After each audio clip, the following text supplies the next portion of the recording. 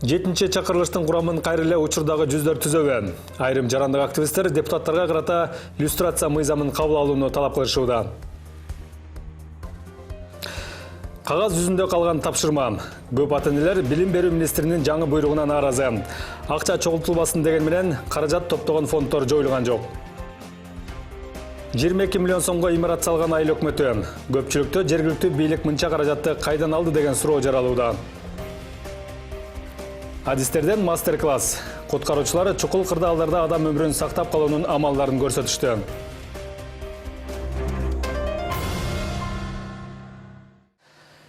Мына ушул жана башка жаңылыктар менен кененирээк мен Алтынбек Бедилов тааныштырам. Котман кечиңиздер менен. Чүй областынын Сокулук районунун Күнтүү айылында 5-класстын окуучусу эл ташыган номери 18 автобуска тебеленип каза болду. Бул тууралуу жол кыймылынын коопсуздугун камсыздоо башкы башкармалынан билдиришти. Маалыматка караганда окуучу автобустун арткы эшигинен түшүп бараткан. Айдоочу аны байкабастан автобусту айдаганда баланын бир буту эшикке кыпчылып калып, автобустун дөңгөлөгүнө тебеленип калып, окуя болгон жерден мүрт кеткен. Учурда окуя иликтенип жатат.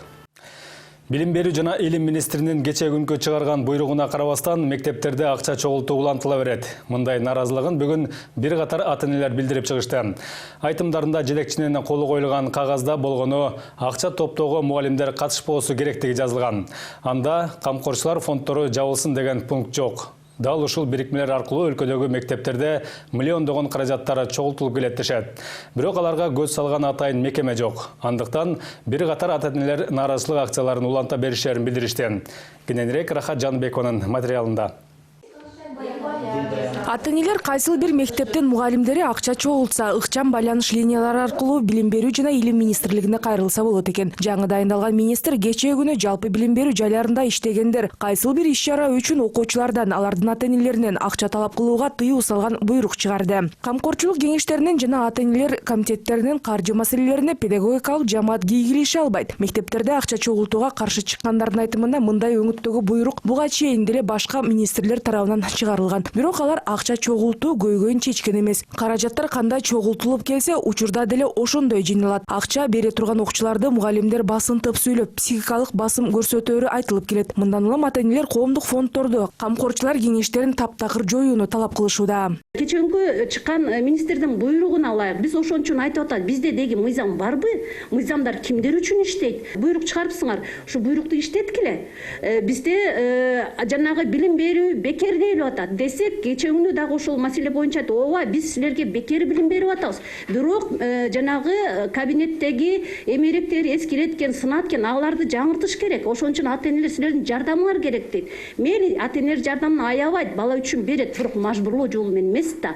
Жанагы ошол ар бир мекеменин ар бир билим берүүчү тармактын жетекчиси, өзүнчө спонсор демөөрчү издесе болот да. Тооба мейли мен балам үчүн берем, а менин жанымдагы баламдын жанындагы досу бере албаса кантет? Бир үй бүлө 4-5 баладан болотса алар кантет? Эти где-то у нее в стороне, на заднем плане, понимаете? А вот с кем? Мектептердин алдындагы коомдук фонддор мыйзамдуу иштейт, бирок алардын ишине министрлик аралаша албайт экен. Анткени ага мыйзам жол бербейт дешет. Бирок фонддорду башкарууда мектептин администрациясы кийгилише баштаганы бул мыйзамсыз. Жогорудагыдай буйруктар чыкканына карабай, мугалимдер каражат жыйноого катышкан учурлар бар экенин билим берүү тармагында иштегендер деле моюндайт. Бирок ата-энелерден мажбурлап акча жыйноо болбошу керектигин билдирди. Коомдук бирикмелерди ата-энелер өзлөрүнүн инициативасы менен түзгөн. Бул коомдук бирикмелер баягы өз ыктыяры менен болуш керек да. Эч ким баягы мажбурлап киргизбеш керек. Ошон үчүн бүгүнкү күндө ата-энелердин активдүүлүгүн жогорулатыш керек да. Себеби ата-энелер мисалы эгер жанагыдай мажбурлоолор болсо, ошо ата-энелер ошол коомдук бирикмелердин уставын баягы сураганга, уставын караганга милдеттүү да, акысы бар да. Анан эгер бул фондко кирбей коем деген ата-эне кирбей эле кое алат. Бишкек шаарында 107 мектеп, 38 бала бакча бар. Алардын алдында түзүлгөн коомдук фонддорго 8 айда 145 миллион сомдон ашык жыйналган. Бул сумманын көпчүлүк бөлүгү кызматкерлердин айлык акысына кошулуп берилген. Ал эми билим берүү жайларын өнүктүрүүгө каражат аз тартталган. Эгер Кыргызстан боюнча ала турган болсок, өлкөдө мектептердин эле саны 2200дөн ашуун. Алардын канчасында каражат жыйнаган фонддор бар экени тууралуу министрликтин өзүндө так маалымат жок. жок. Сколько у нас общественных фондов, к сожалению, на сегодняшний день мы не имеем такой возможности, потому что он подпадает под закон о некоммерческих организациях. Я лично этим вопросом, в мою компетенцию это не входит. Если хотите, вы можете официально к нам обратиться, вы получите эту информацию. Да, вы мне допрос просто-напросто устраиваете. Вопросы задают вам по существу. Өкмөт 2023 жылга чейин ата-энелер фондун жоюуну пландап жатат. Ал үчүн мекемелер аралык топта түзүлүп иш алып барып жатканы белгилүү болду. 3 миллиард сом жетишсиздиги болуп атат. Анан бул республика боюнча Бишкек шаар боюнча бул 300 миллион сомдой болуп атат. Ушул акчалар ремонтко, анан окуу материалдарга ата-энелерден алып жатат. Билим берүү министрлигине тапшырма берилди. Бишкек жана Ош шаарларынын мектептеринде пилот жүргүзүп 2023 жылга чейин фонддорду жоюуга иштер жүргүзүлөт. Кээ бир ата-энелердин айтымында мектептерди бардык шарт менен камсыздоого өкмөттөн каражат аз бөлүнөт. Мындан улам билим берүү жайларын замандын талабына ылайык кылыш үчүн каражат чогултууга макулдугун билдиришкен. Бирок ар кайсы мектептерде ар кандай суммада чогултулгандыктан серепчилер бирдей өлчөмдө топтоо сыяктуу сунуштарын беришүүдө. Жогорку кеңештин айрым депутаттары мектептеги акча чогултуунун ачык айкындуулугун камсыздоо үчүн ата-энелер эмнеге акча төлөп, эмнени мамлекет каржылашы керектиги боюнча билим берүү жөнүндөгү мыйзамга өзгөртүүлөрдү киргизүүгө аракет кылып жатканы белгилүү болду. Мындайча айтканда, мектептердеги каражат жыйноо улана берет. Анткени министрдин буйругунда камкорчулар фонддору жабылсын деген пункт жок. Болгону акча топтоого мугалимдер гана катышпасын деп айтылган. Эгер билим берүү жайларынын кызматкерлери тарабынан мыйзамсыз каражат топтоо окуучуларга, алардын ата-энелерине моралдык, психикалык жактан басым көрсөтүлгөн фактылар аныкталса, тартиптик чара көрүлүп, кызмат ордуларынан бошотуу жазасы колдонулат экен. Рахат Жаныбекова, Урмат Мамбеталиев, НТС. Нарын районунун Кеңеш айылындагы контейнер мектепте окуп жаткан окуучулар бүгүндөн тарта жергиликтүү клубдун имаратында окуй башташты. Жергиликтүү бийлик өкүлдөрүнүн айтымына караганда, клубда 4 класс жасалып, окуучулар 2 смен менен окуп жатышат. Жылуулук системасына жана башка иштерге мамлекеттик бюджеттен 958 000 сом бөлүнүп, бул ишти тендерден уткан компания 820 000 сомго жасаган. Эске салса, быйыл жаңы окуу жылы башталганда Кеңеш айылындагы окуучулардын бир бөлүгү атайын коюлган 5 контейнерде билим алып башташкан. Бул көрүнүш коомчулукта катуу наразылыктарды жаратып, бир топ сындар айтылган. Бул окуядан көп өтпөй, ошол убактагы билим берүү жана илим министри Гүлмира Кудайбердиева арызын жазып кызматынан кеткен. Президент Сооронбай Жээнбеков Туркиянын жогорку кассациялык сотунун башкы прокурору Мехмет Акаржанды кабыл алды. Анда эки мамлекеттин укук коргоо органдарынын өз ара аракеттенишүү маселелери талкууланды. Мамлекет башчысы Бишкекте Шанхай кызматташтык уюмуна мүчө мамлекеттердин башкы прокурорлорунун 17-чи жыйыны ийгиликтүү өткөндүгүн канааттануу менен белгиледи. Кыргызстан үчүн Туркия маанилүү стратегиялык өнөктөш болуп саналарын дагы бир жолу баса белгиледи. Президент жыл ичинде түрдүү деңгээлдеги бир катар кыргыз-түрк жолугушуулары жана сүйлөшүүлөр өткөндүгүн эске салды. Ошондой эле президент Сооронбай Жээнбеков Кыргызстан жана Туркиянын ортосундагы стратегиялык кызматташтыктын жогорку кеңешинин жыйынынын жана экономиканын актуалдуу жана башка экономиканын реалдуу сектору менен байланышкан маселелердин маанилүүлүгүн белгиледи. Өз кезегинде Мехмет Акаржан мамлекет башчысына жолугушуусу үчүн ыраазычылык билдирди жана Туркиянын президенти Режеп Тайып Эрдогандын жана Туркиянын жогорку улуттук жыйынынын төрагасы Мустафа Шентопанын саламын жеткирди. Сооронбай Жээнбековдун президенттик ишинин башталышы менен өлкөлөр ортосундагы эки тараптуу мамилелер жакшырып, акырындык менен өнүгүү байкалып жаткандыгын баса белгиледи. Кыргызстандын аймагына күйүүчү майда аткезчилик жолу менен ташыган кылмыштуу топ колго түшүрүлдү. Бул тууралуу экономикалык кылмыштуулук менен күрөшүү кызматынан билдиришти. Аталган мекеменин Талас областынын Кара Буура жана Манас райондорунун кызматкерлери Кыргызстан менен Казакстандын чек арасындагы Чоң Капка автодорожный көзөмөл өткөрмө пунктунан жеңил жана жүк ташуучу унаа менен күнүнө 4-5 жолу каттап шек жараткандарды аныкташкан. Атайын операциянын жүрүшүндө аларды текшере келишкенде ДАФ үлгүсүндөгү машинада 37 000 литр күйүүчү май бар экени аныкталып, бирок ага документтер болгон эмес. Бул факты кылмыш жана жоруктардын бирдиктүү реестрине катталып, териштирүү башталды. 2020 жылы боло турган парламенттик шайлоо мурдагыларга салыштырмалуу кымбат өнөктүк болот. Бул тууралуу жогорку кеңештин депутаттары айтышууда. Бирок эл өкүлдөрүнүн көбү шайлоонун кымбаттыгына карабай катышууга кызуу даярданып жатыптыр.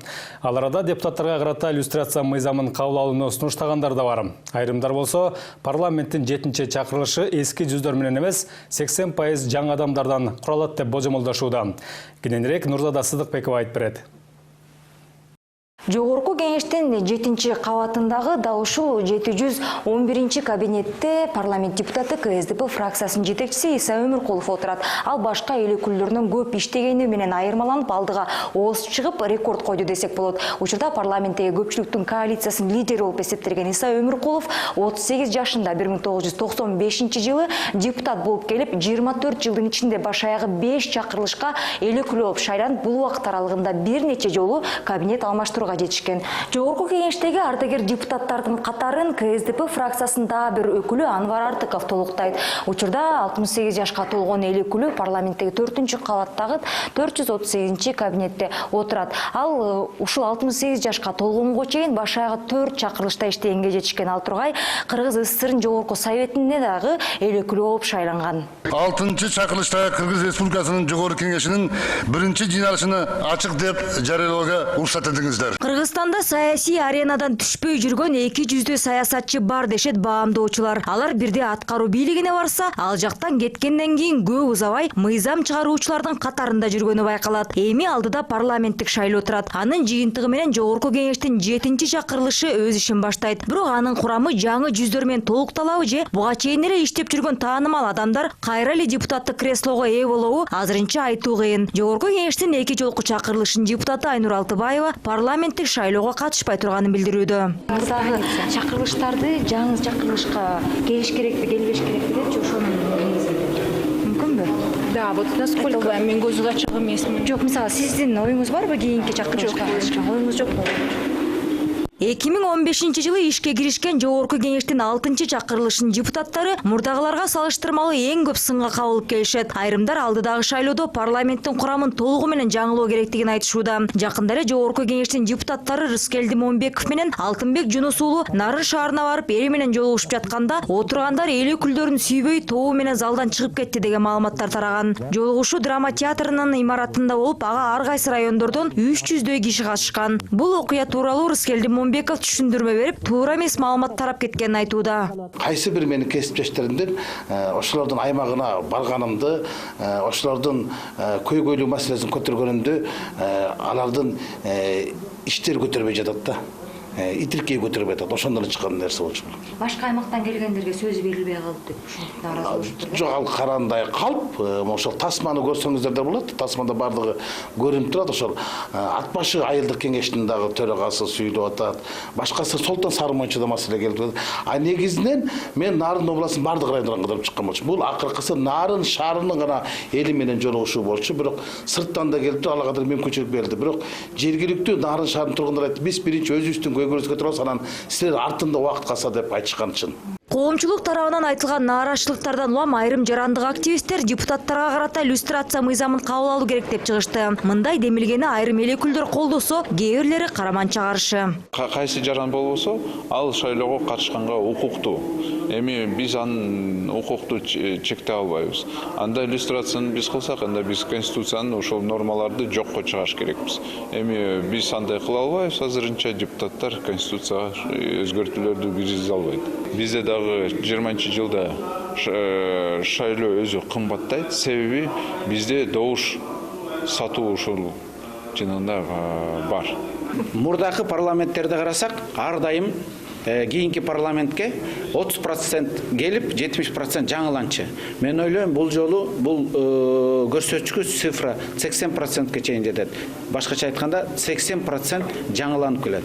Бул эмне үчүн? Анткени коомчулук азыр баарыбыз көрүп атабыз. Коомчулук кандай талаптарды коюп атат? Жаштар келсин, мугалимдер келсин, врачтар келсин, маданияттын өкүлдөрү келсин. Элита жаңырсын деген бир катуу талап күндөн күнүгө күчөп атпайбыз. Коомчулуктун заказы, коомчулуктун талабы орундалат деп мен терең ишенем. Учурда парламентте 6 фракция бар. Алдыдагы парламенттик шайлоодо 3 гана партия утуп чыгат деген жоромолдор айтылууда. Бирок депутаттар партиядан партияга секирип, айрым саясий уюмдар биригүү аракетин көрүп жатканы маалым. Андыктан шайлоодон кийин деле жогорку кеңештин курамы олуттуу өзгөрөрүнө ишеним аз. Нурзада Сыдыкбекова, Нурбек Капаров, НТС. Өлкөдө тамеки жана насвай жаатындагы мыйзамдарды катуулатуу зарыл. Бул тууралуу бүгүн парламенттин жыйынында айтылды. Эл өкүлдөрүнүн айтымында учурда дүйнө жүзүндө тамеки чыгарган компаниялар өз лоббисин күчтүү мамлекеттерде жүргүзө албай, мыйзамдарды алсыз болгон өлкөлөргө багыт алууда. Калктын саламаттыгына кам көрүү үчүн андай көрүнүштөрдүн алдын алуу зарыл дешет депутаттар. Ошондой эле тыштан кирип жаткан насвайларга тыюу салуу зарылдыгы белгиленди. Себеби анын курамында адамдын ден соолугуна олуттуу зыян келтирген кошулмалар болушу мүмкүн. Анан да дал ушул тамеки насвайдын кесепетинен өлкөдө дем алуу органдарынын рагына кабылгандардын саны өскөнү да белгиленди. Мен колумда аябай кооз упаковкада мне. Бул насвай. Бул насвай Индия мамлекетинен келген, Пенджаб районунан. Аябай кооз пакеттерге салынып, азыр биздин ар бир дүкөндөрдө, супермаркеттерде сатылат. Биз өзүбүздүн тамекинин составын билбейбиз. Бунун ичинде дагы кандай составын билбейбиз. А балким бунун ичинде наркотик.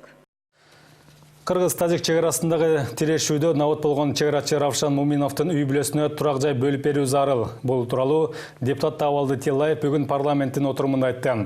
Эл өкүлү маркум аскердин үй бүлөсү батирден батирге көчүп, ижарага алып жашаарын айтып, бул маселеге өкмөт көңүл буруусу керек дейт. Эске салсак, 16 сентябрь күнү Баткен областынын Лелек районундагы Максат айылына жакын жерде кыргыз-тажик чек-арачыларынын ортосунда ок атышы болуп, анда Бөрү атайыны тобунун кызматкери прапорщик Равшан Муминов каза тапкан. Маркум аскери тажик тараптын гранатометтон аткылоосунан көз жумганы белгиленген. Равшан Муминовдун артында жубайы, 3 баласы жана караган энеси калды. 2019 жылдын 16 сентябрында Максат айылында кыргыз-тажик чек-арачылардын ортосунда куралдуу кагышууда өзүңүз билесиз, 3 баланын атасы Муминов Равшанбек каза болду. Анын үй бүлөсү бүгүнкү күндө Исфана шаарында батирде жашап келет да. Ошон үчүн урматтуу өкмөттүн өкүлү, мен сизден суранат элем. Ошол мамлекетибиз үчүн өз өмүрүн берген патриотубуздун үй бүлөсүн үйү менен чечүү маселесин жана ошол жигитибизге жана жаракат алган жоокерлерибизге мамлекеттик сыйлыкка көрсөтүүнү сунуштайт элем да. Өкмөт Кыргыз-Орус фондусунан акча бөлдүрүп, 100 жүк ташыган вагон сатып алуусу зарыл. Депутат Абдыкапар Султановдун айтымында бул аракет казынага миллиондогон каражаттардын түшүүсүн камсыздайт. Мындан тышкары жумуш орундары түзүлүп, бир катар көйгөйлөр чечилмек дейт ал. Айтымында учурда Кыргыз темир жол ишканасынын түштүк башкармалыгында жүк ташыган вагондордун көйгөйү абдан курч турат. Союз тарагандан бери оор жүк ташуучу вагондордун паркы жаңыланган эмес. Өзгөчө соңку кездерде Кыргызстандын Өзбекстан менен болгон мамилеси жакшыргандан кийин ал жактан цемент, сары таш жана көмүргө болгон талап күч алган. Дал ошол учурда вагон талаш болуп, мушташканга, атышканга чейин жетип жатышат дейт депутат Абдыкапар Султанов. Быйылкы жылы эле 9 айда 9905, башкача айтканда 700 000 тонна жүккө заявка берилген болсо, бизде вагондордун жетишпегендигинен бар болгон ушу заявкалар 65% аткарылып калды. Бул деген миллиондогон, миллиарддаган акча биздин казынага түшпөй турат да. Өзүбүздүн өндүргөн мисалы көмүрдү албасак, Казакстандан алсак, экспортко спрос болуп атып, экспортко чыгара албасак, бул кандай мамиле деп ойлойм да. Бишкекте Ататүрк сейил багынын аймагына айрым атка минерлер кайрадан көз арта баштадыбан. Дал ушул сейил бакта аттракциондорду иштеткен ишкерлер аларга айрым мекемелер бут тосуп жатканын билдирип чыгышты. Айтымдарында оюн зоок жабдыктарын атайын экспертизадан өткөргөндөрүнө карабастан иштери токтотулган. Муну алар аттракциондор турган тилкеге кимдир бирөөлөр көз артып жатканы менен түшүндүрүшүүдө. Ал арада бул боюнча Бишкек мэриясы түшүндүрмө берип, жаңы жобо иштелип чыкканын айтышты. Ага ылайык шарттар да өзгөртүлөт экен. Теманы Эрмек Аттокуров улантат. Бишкектеги Ататүрк паркында учурда бардык аттракциондор жабык. иштебей жөн эле бош турат. Буга бир нече себеп бар экен. Айрымдарын шаар бийлиги юридикалык жактан документтери туура эмес деп токтотуп койгон болсо, айрымдарын болсо экотехинспекция коопсуздук талаптарына жооп бербейт деп иштөөгө тыюу салыптыр. Азыркы учурда аттракциондун кожоюндары качан кайра иштеп баштайбыз, качан балдардын көңүлүн көтөрөбүз билбейбиз деп турган чагы. Бир нече жылдан бери балдарды ойнотуп келебиз деген ишкерлер 2 апта мурда эле атайын текшерүүдөн өткөндүгүн айтышат. Алардын иштеткен аттракциондордун ар бир бурама, темирдин ширети бекитилген жерлерине чейин атайын аппарат менен кылдат карап, талаптарга жооп берет деген бүтүм чыгарып кетишкен дейт. Ошого карабасан 1 октябрь күнү күтүүсүдөн текшерүү келип, баарын жокко чыгарып, оюн-зоок каражаттарын жаап, сейил багындагы электр тогун өчүрүп салышкан. Мамлекеттик экотехинспекциянын өкүлдөрү болсо, аларга коопсуздук чаралары көрүлбөгөндүгү боюнча бир нече кайрылуулар болгондуктан пландан тышкары текшерүүнү өткөрүүгө мажбур болушкандыгын белгилейт. Жыйынтыгында тиешелүү документтер толук болбой, коопсуздук жаатында да алешемдиктер орун алгандыгын аныкташкан. Долбоорлук документтери каралган эмес, аттракциондор жайгаштырууга. Андан тышкары энергетикалык коопсуздук жаатында дагы көптөгөн кемчиликтер аныкталды да. Бул ошол эле аттракциондорго туташтырылуучу жанагы электр сымдарын туташтырууда көптөгөн кемчиликтер, коопсуздук эрежелерине дал келбеген жагдайлар аныкталып, ошонун негизинде токтотуу чечими кабыл алынды. Ижарачылардын айтымында келишимди шашылыш токтотуунун себеби башка да болушу мүмкүн. Ошол эле шаар бийлигин же болбосо экотехинспекцияны ушул аттракциондордун коопсуздугу же башка нерсе эмес, ушул аттракциондор жайгашкан жер же болбосо так ушул каруселдер кызыктырышы мүмкүн. Ататүрк сейил багында жалпысына 20дан ашуун аттракцион бар. Анын жарымы 2 күн мурда токтотулса, жарымынын келишими 7-8 жыл мурда бүтүп, ошондон бери ижарачылар макулдашууну жаңырта албай, иштебей туруптур. Башында парктын чеги так аныкталбагандыктан келишим түзүүгө укугубуз жок дешкен. Мурда ишкерлер түз эле шаар бийлиги менен иштешип келген экен. Эми болсо шаардык муниципалдык мүлк башкармалыгы жана шаардык жерди пайдалануу башкармалыгы сыяктуу мекемелер түзүлүп, жоопкерчилик биринен бирине өтүп, иш создуктурулуп жатыптыр. Жыйынтыгында келишимдерди жаңылоо жылдан жылга узарып, ишкерлер 7-8 жылдан бери каруселдерин айланта албай, шаар бийлиги болсо ижара иретинде эле айына 200 000 сомдой кирешеден кургалууда дейт. УМИнин балансында турабыз, парк. Мурун деген УМИ жок болчу, УМС болчу. УМИ управление муниципальным имуществом баягы заключение менен экотехинспекция кат жиберген. Ошол каттын жообунда да Азым Асылович. Ошол катка жооп келсе, анан кийин УМИ конкурста выставлять этебиз деген, бирок уже чынын айтса убакыт созулуп кетти, бир айдан ашып кетти да. Бул убакта уже чечиле турган маселе болчу да негизи. Шаар бийлиги мурдагы келишимдер коррупциялык аракеттерге жол ачкандыктан ижарага берүү системасы өзгөрөрүн айтышууда. Эми борбордогу сейил бактардагы жерлерден баштап, соода күркөлөрү тура турган бардык жер тилкелерин ижарага берүүдө жаңы шарттар каралат. Жобо даярдалып, аны шаардык кеңештин бекитиши гана калыптыр. Аталган долбоорду депутаттар бекитип берсе, жаңы келишимдер түзүлүп баштайт экен. Жобо эскирип калыптыр. Илгерки жобого 11 жыл болуптур. Ошондуктан өйдө ылдый болгон суроолор болчу. Биринчиден ошол кооптуу маселелерди чечкенден кийин ошол жобону жакшынакай кылып иштеп туруп, жанагы кичине ишканаларга жардам кылып туруп, ачык айкын конкурстан өткөсүн деген ушундай бир чоң багытыбыз бар. Бардык ушул объекттер, кичинекей мороженое сатабы, же болбосо бир кичинекей анча-мынча бир сулуштай турган жеке ишкерлерге дагы конкурска чакырабыз. Сөзсүз катары электрондук аукцион менен берилет мындан кийин. Талапка ылайык экотехинспекциянын талаптары аткарылбаса, ишкерлерге 12 000 сомдон айып салынат. Борбор калаада атайын оюн-зоок аттракциондору Ататүрк сейил багынан тышкары, Панфилов, Асанбай сейил бактарында дагы бар. Эрмегат Токуров, Самат Төлөтахунов, НТС. Таза суу жана асфальтталган жолдун ордуна 22 миллион сомдук имарат. Бүгүнкү күндө Чүй областынын Лебединовка айыл өкмөтү Бишкек суу каналына 5 миллион сом карыз. Бирок бул карызды жабуунун ордуна жергиликтүү аткаминерлер өздөрүнө заңгыраган имарат салышкан. Буга кошумча Кыргызстандагы эң кымбат айыл өкмөтү имаратынын ичине баалуу эмеректер менен толтурулган. Жергиликтүү бийлик өкүлдөрү болсо, объект аймактагы бардык социалдык маселелер чечилгенден кийин гана салынган деп актанышууда. Өлкөдөгү жергиликтүү бийликке таандык имараттардын эң мыктысы жана эң кымбаты Чүй областынын Лебединовка айылында жайгашкан. Хан сарайдай болгон административдик имарат 1953-жылы аткана болгонуна ишенүү кыйын. Айыл өкмөттүн жетекчилигинин айтымында алар отурган имарат көп жылдар бою оңдолбой урап калуу коркунучунда турган. Мындан улам объекттин айрым бөлүгү былтыр түрттүрүлүп, жаңы пайдалуу коюлуп, 2 кабаттуу имаратка айланган. Смета түзүлгөн 22 миллионго утуккан фирма. 22 миллионга здание турган.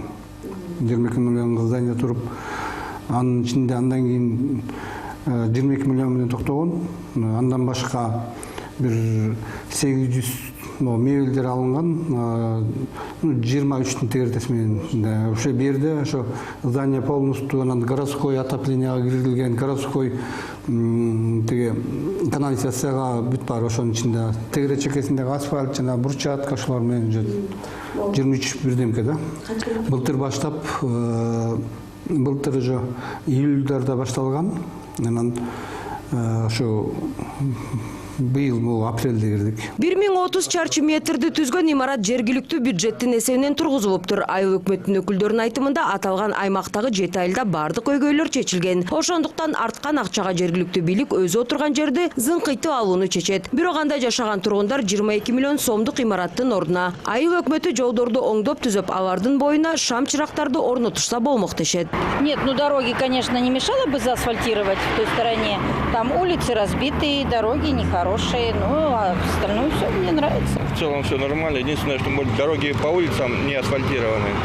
Плохо идет. Иногда отключают свет часто. Жолубуз мында аңгүл-дөңгүл менен барабыз. Качаться кылат, школа жетебиз, мектепке. Жолдон эменен өтөбүз. Мында өтө албайбыз машинеден. Балдарды карап эметебиз. Опасно да жолдон өткөндөн жөн. Биздин жолдорду мына көрүп атасыздар. Мына канча жылдан бери ушундай, эч эмеси жок, ремонт жок, эч ким ремонттобойт. Школабыз болсо жолдорубуз ушундай эле караңгы, центральный көчөдө эмелерибиз бар, освещение бар. А буяк көчөлөрүбүздө жок. Кечинде балдарга коркунучтуу эле да. Даже биз өзүбүз жүгүрүп, мен мисалы өзүм жүгүрүп үйдү көздөй жүгүрүп барам да.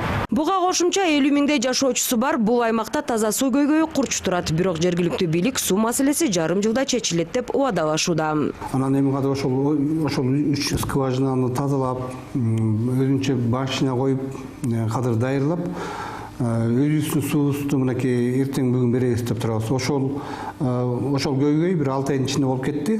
Тигилер эмесин кысып, напорун кысышып, жок ушуну төлөйсүңөр болуп, аны биз көтөрө албайбыз болуп, анан ошол ортосунда бир 6 айдын ичинде суу проблемасы бирке болуп кеткен. Ал эми бул чечилгеле ар бир үйдө суусунун баары чечилип турган эме, просто ошол город менен биякта жанагындай тарифти көтөрүп коюп, ошол маселе чыгып кеткен.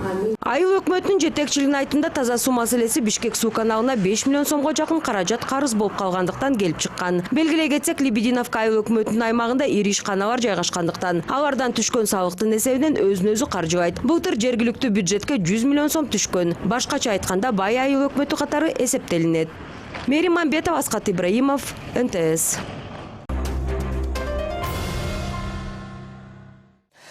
Тез аранын ичинде урандылардын алдында калган жабырлануучуну алып чыгып, авариянын кесепетинен пайда болгон өрттү өчүрүп, адамдарды куткарып калуу.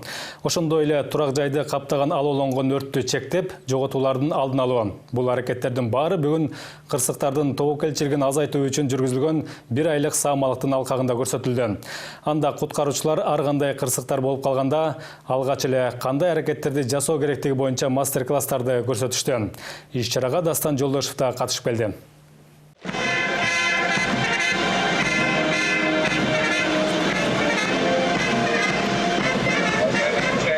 Белги берилери менен даяр турган куткаруучулар шашыла кырсык болгон жерге жөнөп кетишти. Алардын максаты тез аранын ичинде урандылардын астында калып калган адамды таап чыгуу. Бул үчүн атайын даярдалган иттин жардамы менен жабырлануучуну издөө иштери улантылды.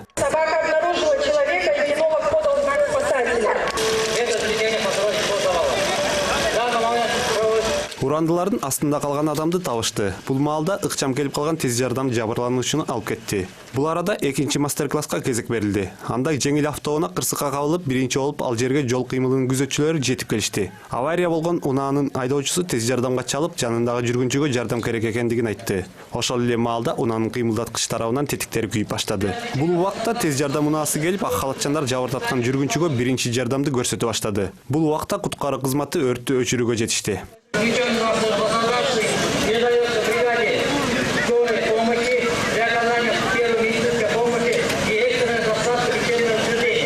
Андан соң куткаруу кызматы өрт кырсыгына кандай жардам көрсөтүү керектиги боюнча даярдыктарын көрсөтүштү. Аларга турак үйлөрдүн бирин тилсиз жоо каптап, анын ичинде адам бар экени кабарланды. 5 мүнөткө жетпей келип калган өрт өчүрүүчүлөр үйдү жалынды токтотууга киришти. Андан соң ичиндеги жабырлануучуну куткаруу аракеттери көрүлдү. Куткаруучулар жабыр тарткан адамды коопсуз жайга алып чыгуу аракетин көргүчө тез жардам кызматы да келип калганга үлгүрдү. Эми өрт өчүрүүчүлөр үйдүн ичин дагы өчүрүүгө киришти. Бардык өрт өчүрүлүп бүткөн соң куткаруу кызматтары жыйналып жөнөп кетишти.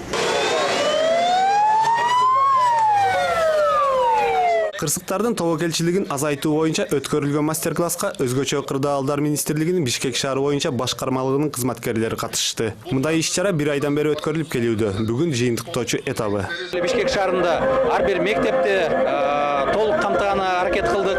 Университеттерде, чоң ишканаларда, соода түйүндөрүндө ушундай эвакуациялоо, өрт коопсуздугу тууралуу биринчи тез жардам көргөзүү боюнча инструктаж, окутууларды жүргүзүп кылдык. Бүгүн ошону жыйынтыктап, бир аз ушундай практически көргөзмө иш-чараларды өткөрүп жатабыз. Иш-чарада куткаруу кызматкерлеринин колдонуучу шаймандары да көрүүчүлөрдүн назарына коюлду. Анда кайсы тетиктер эмнеге колдонула тургандыгы тууралуу түшүндүрүү иштери жүргүзүлдү. Куткаруучулардын шаймандары болуп, силердин көңүлүңүздөрдө бул химиялык, авариялык химиялык өзгөчө кырдаалдарда ушул шаймандарды колдонобуз да. Көрүп атасызбы, дозиметрлер бар, атайын кийүүчү, химиктердин кийүүчү кийимдери бар да.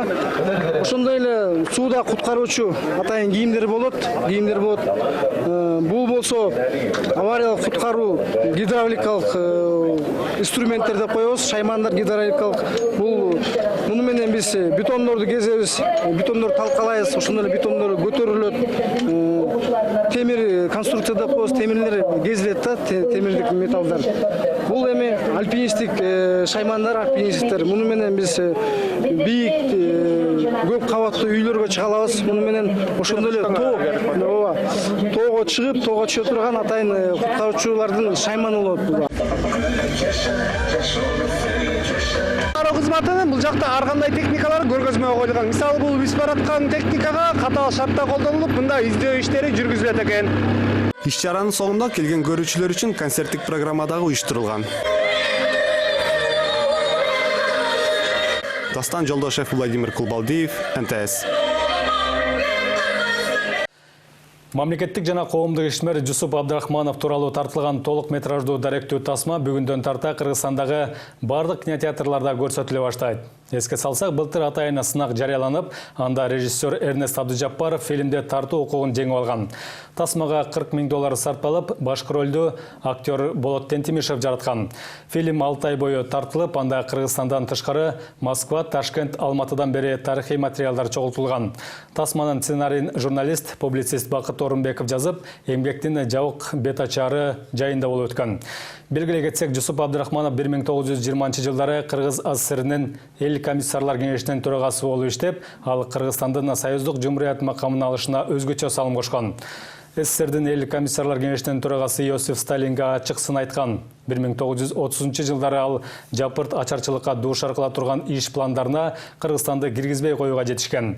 Жусуп Абдрахманов контрреволюциячыл жана улутчул деген жалган жала менен айыпталып, 1937-жылы Сталиндик репрессияга тартылып, кийинки жылы атууга кеткен. Сиздер бүгүнкү күнгө алынган жаңылыктар топтому менен тааныштыңыздар. Кечиңиздер көңүлдүү улансын. Саламатта туруңуздар.